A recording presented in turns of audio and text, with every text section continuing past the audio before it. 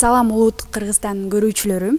Бүгүн бизде өзгөчө маек, себеби жанымда легенда отурат десем болот. 20-кылымдын мыкты дзюдоисти жана ошондой эле азыркы тапта дзюдо федерациясынын башкы машыктыруучусу Абдижалил Мажитович менен маек болмокчу. Тилекке каршы биздин каарманыбыз кыргыз тилинде сүйлөбөйт, андыктан орусча интервью алабыз. Здравствуйте. Здравствуйте. Как у вас дела? Рахмат, хорошо, спасибо. А почему вы именно выбрали дзюдо? Это дзюдо же. Вы знаете, когда я был маленький, в детстве, был такой фильм «Гений дзюдо». Это японский фильм. И мы учились в школе, и у каждого у нас была же мечта быть лидером, атаманом. В то время была же честная драка, там не было такого, чтобы как сейчас вот происходит. Выходили атаман с атаманом. И после вот этого фильма была такая мечта, как бы вот именно заняться дзюдо. К сожалению, в то время еще дзюдо не было, а была борьба самбо.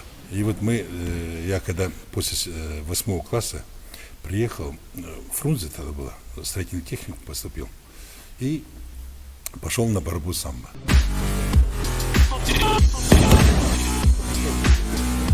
И в 1973 году, при окончании строительного техникума, у нас открыли Федерацию дзюдо СССР.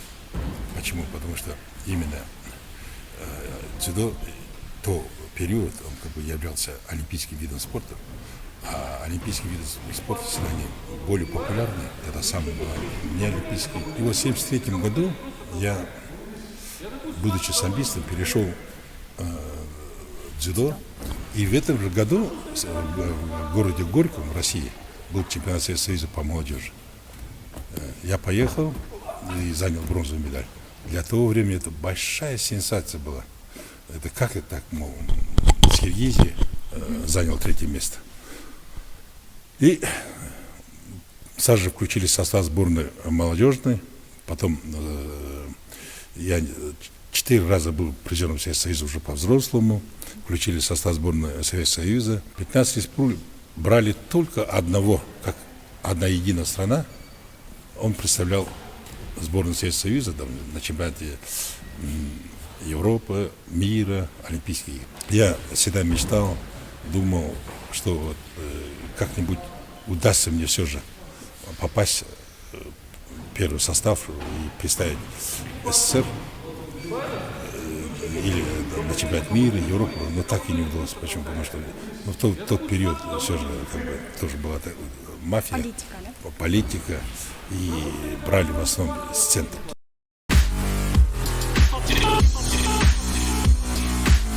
Как я знаю, вы из села Кызылжылдыз, Таласской области. Расскажите о вашем детстве.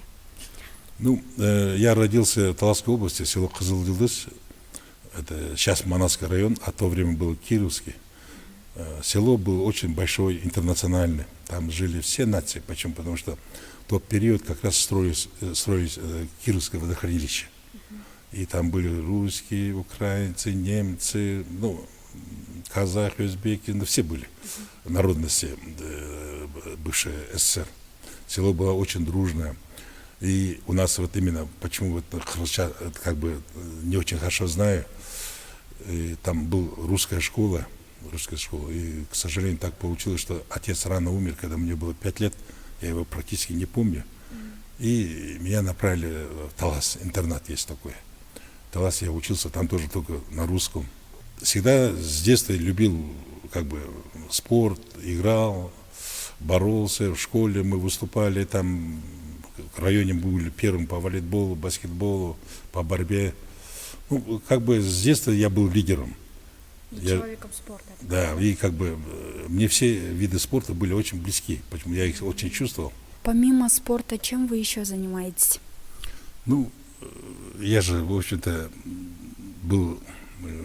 работал в госструктуре долгое время. И в 90-м году, когда разрыв Советского Союза произошло, был хорошим коммерсантом, занимался строительством, ресторанным бизнесом. В 2014 году, вот как раз меня попросили, чтобы как лучше специалиста по дзюдо возглавить главным тренером, чтобы именно подготовиться к Олимпийским играм 2020 года. А так люблю отдыхать, путешествовать. Ну, все, что хорошее, красивое, не чуждо мне. А готовите? Готовить супер, я готовлю. Все могу, демляма, там, шорпо, плов, все, кроме теста. Тесто тоже я бы научился, но лень заниматься. А так обычно дома, у меня тоже много, 5 детей. Суббота, воскресенье, когда они были маленькими, ну где-то лет 6-7 назад еще не были женаты, замужем, я всегда вот, на субботу, воскресенье сам рано вставал, готовил. Казан бар ғой, на казане, на огне. Сейчас уже внуки пошли. В Бирюсе скоро будет 11-й внук. Представляете? Вот они, когда приходят, уже можно гостей приглашать. Вот так получилось, что мои дочки старшие, средняя, Камила, Малика, кодалар кыргыздар умницы. И вообще у нас в роду, мы же столасы, бабушка тоже кыргызская, как бы уже пошло вот это. По менталитету, по культуре мы же все близкие. Я на это не обращаю внимания, даже не реагирую. Лишь бы был из благополучной семьи, из культурной семьи. Вы, рискуя своей жизнью, как настоящий мужчина, герой, спасли девушку и получили ножевое ранение. Расскажите об этой истории. Вот это было вечером, значит, зимой. В каком году? Это было вот в 73-м году. Именно когда еще я был молодым, так получилось, что на остановке так произошло. Хотел заступиться. А их было 4, я не видел, что у них на руке был нож. И когда драка началась, они напали. Было скользко. Я упал, и они нанесли 9 ножевых ранений.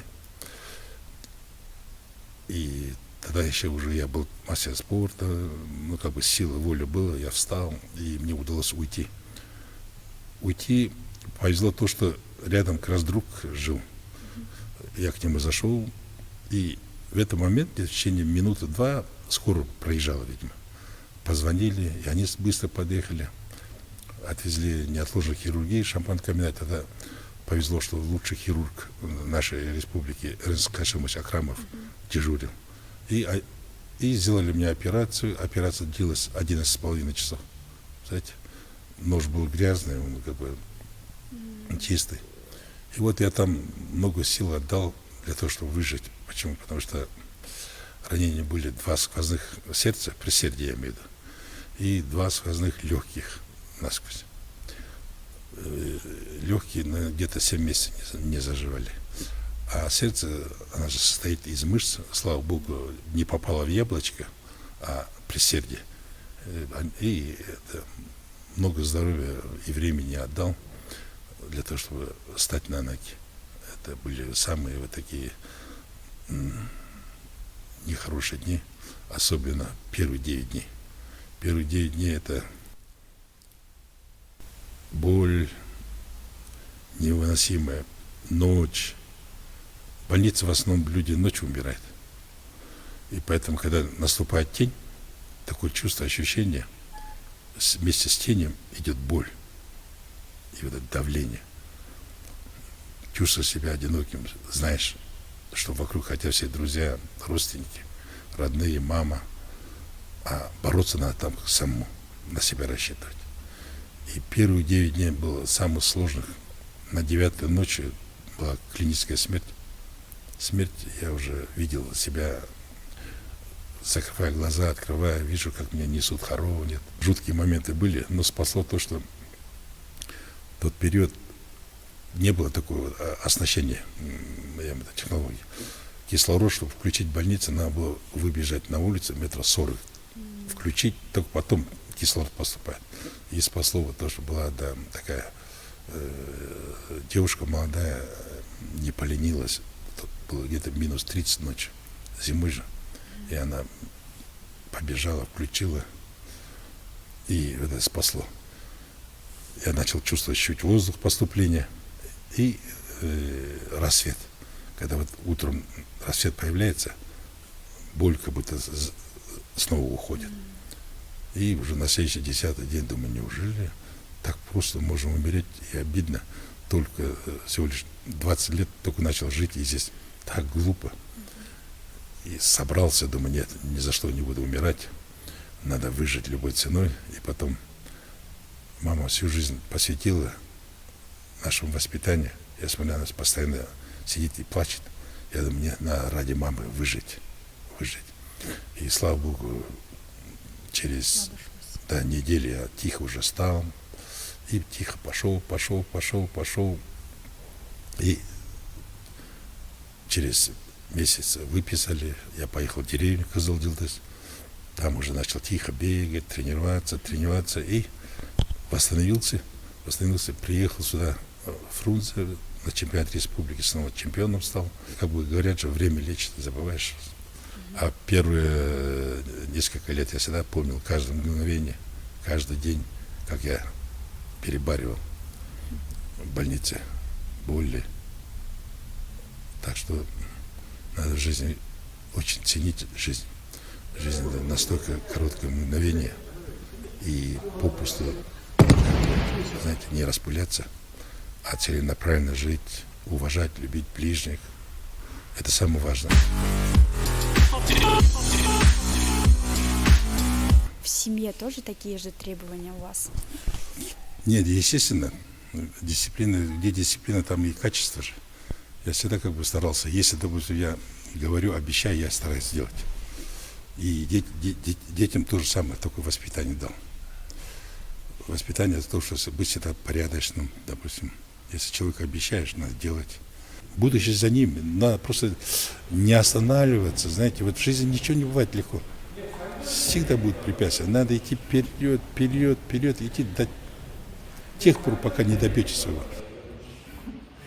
Когда-то я сам бросок через плечо. Наш тренер Абдужалил Мажитович, он в первую очередь хороший психолог. Он знает, как подходить к каждому отдельно человеку, спортсмену. Но он всегда учит, никогда не надо бояться. Как бы все люди, у каждого свои страхи, и с ними надо бороться.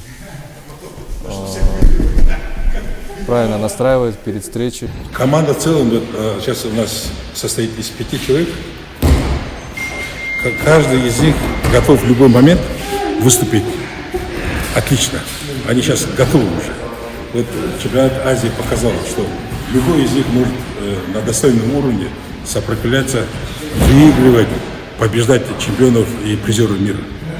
Поэтому мы так уверенно идем и надеемся, что по лицензии мы возьмем достаточно по плану количество и успешно, надеюсь, выступим на Олимпийских играх. Сборной команданың главный тренері бұл ағай бізге как екінші атауыздай, өзінің атауыздан кейінгі атауыз деп айтсақ болады. Бұл ағаймен 2-3 жылдан бері іштесіп келеміз. Бұл сборной командаға өткеніме 2-3 жыл болды. Ошодан бері ушул ағайдың сборной команданың ушул ағайдың қолына тренировка алып келем. Что для вас значит Кыргызстан? Кыргызстан — это двумя словами невозможно сказать. Это родина моя. Вы знаете, когда я был в сборной СССР, был старый аэропорт, вот вверху. Мы прилетали 10, 20, 15, 30 дней сбора. Я лично, когда спускался на землю в своей родине, там были красивые березки цвели, да? Тополя, я обнимал их, целовал. Вот это ощущение родины, это такое великое счастье, когда она у тебя есть. Поэтому это самое красивое, счастливое, я думаю, будет счастливой страной. Родину надо любить, быть патриотом. И каждый должен в своей профессии, в жизни что-то сделать для того, чтобы ей было лучше. Она стала лучше. А не требовать, не критиковать, не просить. А нужен личный вклад вложить что-то для того, чтобы твоя доля была в процветании нашей Родины.